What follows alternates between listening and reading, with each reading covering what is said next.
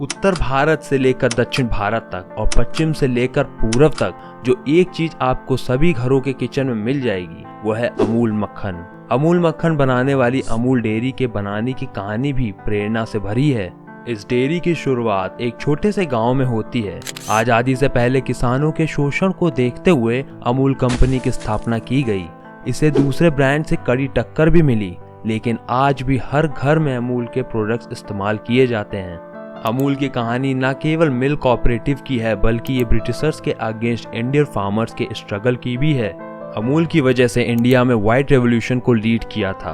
और चलिए इस वीडियो में देखते हैं आखिर कहां से शुरुआत होती है अमूल कंपनी की।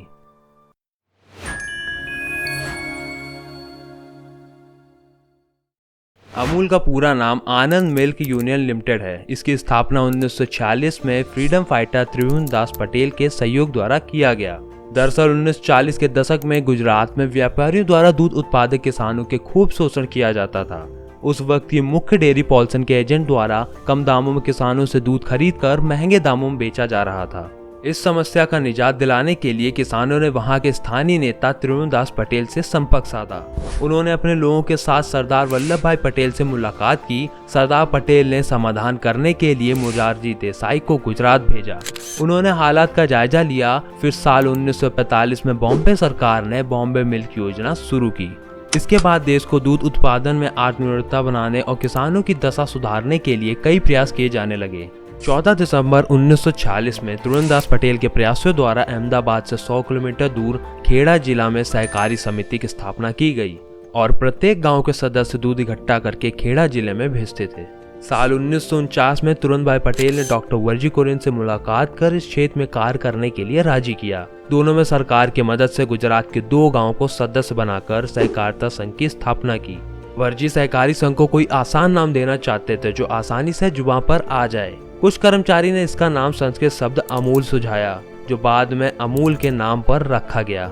शुरुआत में कुछ किसानों द्वारा डेयरी में 247 लीटर दूध का उत्पादन किया जाता था। किसानों को दूध का भाव दूध और उसके फैट के हिसाब से दिया जाता था। 1948 के अंत तक 432 गांव किसान संघ से जुड़ गए, जिससे दूध की क्षमता बढ़कर 5000 लीटर प्रतिदिन पहुंच गई। साल 1955 में वर्जी कुरियन दुनिया के ऐसे पहले व्यक्ति बने जिन्होंने भैंस के दूध से पाउडर बनाया।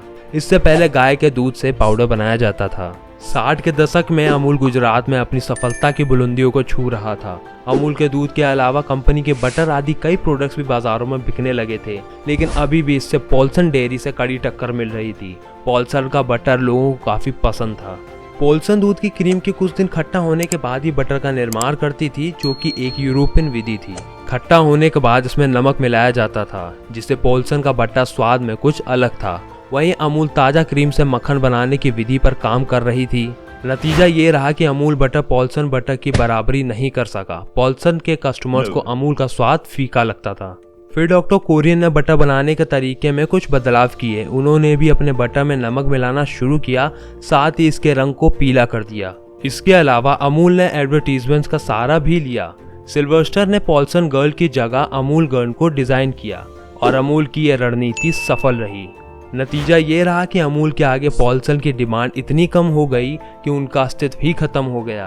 अमूल के सभी एडवर्टीजमेंट्स में अटली बटली डिलीशियस सबसे अधिक चलने वाला एडवर्टाइज था, जिसको जीनियस वर्ल्ड रिकॉर्ड में शामिल किया गया।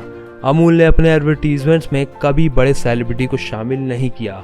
वे देश के आम नागरिकों तक अपनी पहचान बनाना चाहते थे। गुजरात में सफल होने के बाद अमूल पूरे देश में अपना झंडा गाड़ना चाहता था। 31 अक्टूबर 1964 को भारत के तत्कालीन प्रधानमंत्री स्वर्गीय लाल बहादुर शास्त्री को कैटल फीड प्लांट के उद्घाटन के लिए आनंद शहर में आमंत्रित किया गया। वे सहकारी संघ के पूरी प्रक्रिया से बहुत प्रभावित हुए। उन्हें उस दिन वापस भी जाना था, लेकिन उन्होंने वहां पर रुकने की ठानी और कोऑपरेटिव के इस सफलता का जायजा लिया। उन्होंने पाया कि अमूल के जुड़े किसानों के आर्थिक हालात बेहतर थे। ऐसे में बहादुर शास्त्री ने इस आधार पर देश के किसानों की आर्थिक स्थिति को बेहतर बनाने का फैसला लिया। उन्होंने डॉक्टर कुरियन से देश भर में इस प्रतिरूप का अमल करने के लिए कहा। इसके बाद साल 1965 में राष्ट्रीय डेयरी विकास बोर्ड की स्थापना की गई, जिसका अध्यक्ष डॉक्टर कुरियन को बनाया गया। डॉक्टर कुरियन के अध्यक्षता में भारत दूध के उत्पादन में नंबर 1 बनने की राह पर चलने लगा। 1970 के दशक में शुरू हुआ व्हाइट रेवोल्यूशन और इससे देश में काफ़ी बदलाव भी आया। व्हाइट रेवोल्यूशन को ऑपरेशन फ्लड के नाम से भी जाना जाता है, जिसका जनक भारत के मिल्कमैन वर्जी कोरियन को माना जाता है। अमूल की सफलता के कारण ही भारत दुनिया के सबसे बड़े दूध उत्पादक के रूप में उभरा है।